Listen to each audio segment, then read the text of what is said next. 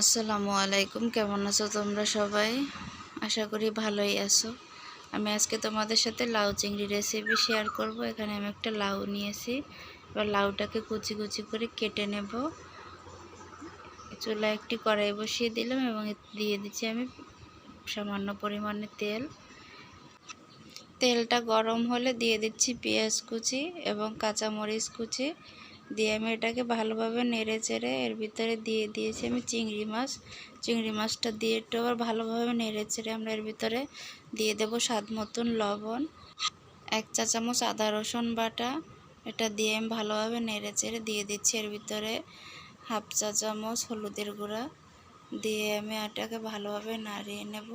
এর ভিতরে আমি বাড়তি কোনো পানি অ্যাড করব না। দিয়ে দিচ্ছি আগে থেকে কেটে রাখা লাউ কুচিগুলো। দিয়ে আমি এবার ভালোভাবে নেড়েচেড়ে এটাকে ঢাকনা দিয়ে ঢেকে দেব। আমার দেখো লাউ থেকে কি সুন্দর পানি ছেড়েছে। আমি এটা দিয়েই লাউটাকে রান্না করে নেব।